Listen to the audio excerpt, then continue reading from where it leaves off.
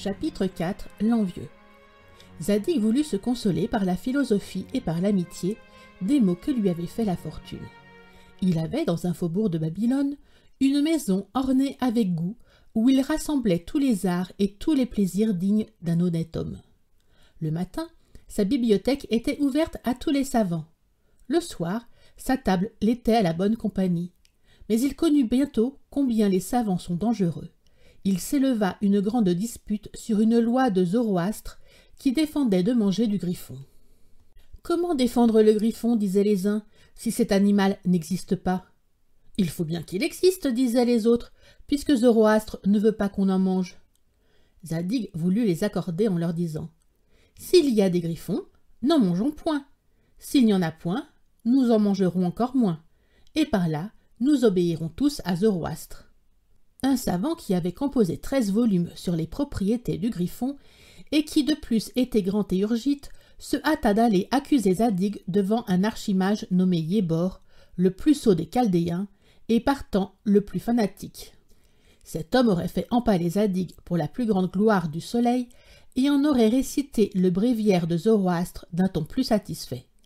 L'ami Cador, un ami vaut mieux que 100 prêtres, alla trouver le vieux Yébor et lui dit « Vive le soleil et les griffons!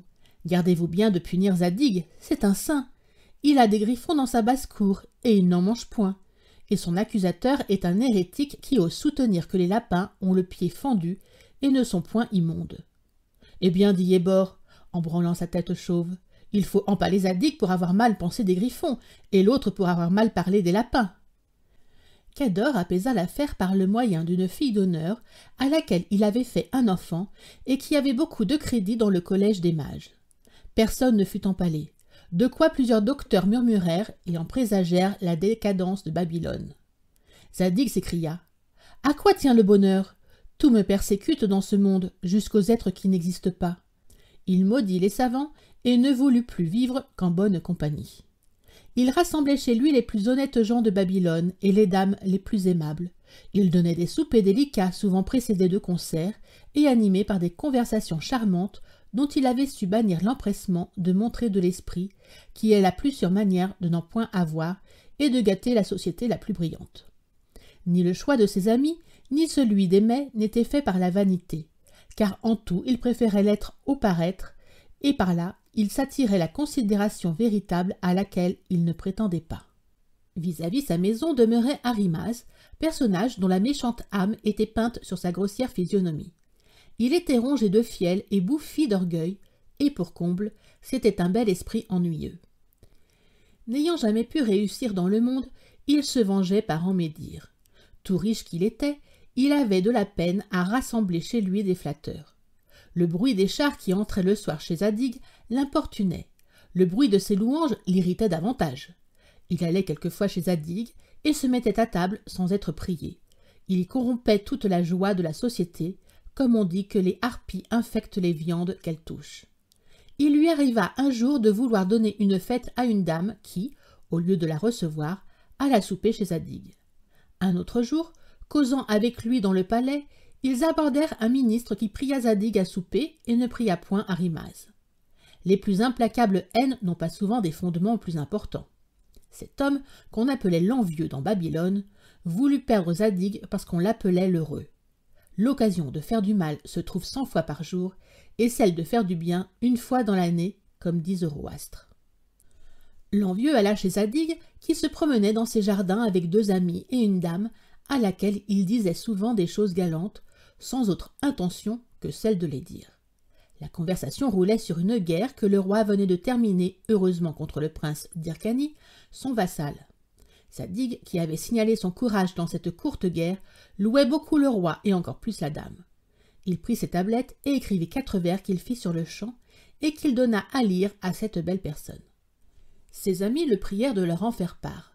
La modestie, ou plutôt un amour-propre bien entendu, l'en empêcha. Il savait que des vers impromptus ne sont jamais bons que pour celles en l'honneur de qui ils sont faits. Il brisa en 2 la feuille des tablettes sur laquelle il venait d'écrire et jeta les 2 moitiés dans un buisson de roses, où on les chercha inutilement. Une petite pluie survint, on regagna la maison. L'envieux, qui resta dans le jardin, chercha tant qu'il trouva un morceau de la feuille. Elle avait été tellement rompue que chaque moitié de verre qui remplissait la ligne faisait un sens et même un verre d'une plus petite mesure. Mais par un hasard encore plus étrange, ces petits verres se trouvaient former un sens qui contenait les injures les plus horribles contre le roi.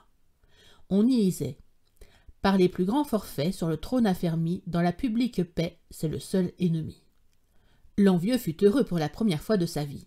Il avait entre les mains de quoi perdre un homme vertueux et aimable. Plein de cette cruelle joie, il fit parvenir jusqu'au roi cette satire écrite de la main de Zadig. On le fit mettre en prison, lui, ses deux amis et la dame.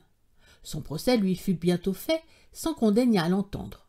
Lorsqu'il vint recevoir sa sentence, l'envieux se trouva sur son passage et lui dit tout haut que ses vers ne valaient rien. Zadig ne se piquait pas d'être un bon poète, mais il était au désespoir d'être condamné comme criminel de lèse-majesté et de voir qu'on retint en prison une belle dame et deux amis pour un crime qu'ils n'avaient pas fait. On ne lui permit pas de parler parce que ses tablettes parlaient, telle était la loi de Babylone. On le fit donc aller au supplice à travers une foule de curieux dont aucun n'osait le plaindre et qui se précipitaient pour examiner son visage et pour voir s'il mourait avec bonne grâce. Ses parents seulement étaient affligés, car il n'héritait pas. Les 3/4 de son bien étaient confisqués au profit du roi, et l'autre quart au profit de l'envieux. Dans le temps qu'il se préparait à la mort, le perroquet du roi s'envola de son balcon et s'abattit dans le jardin de Zadig sur un buisson de roses. Une pêche y avait été portée d'un arbre voisin par le vent. Elle était tombée sur un morceau de tablette à écrire auquel elle s'était collée. L'oiseau enleva la pêche et la tablette et les porta sur les genoux du monarque. Le prince, curieux, y lut des mots qui ne formaient aucun sens et qui paraissaient des fins de vers. Il aimait la poésie, et il y a toujours de la ressource avec les princes qui aiment les vers. L'aventure de son perroquet le fit rêver.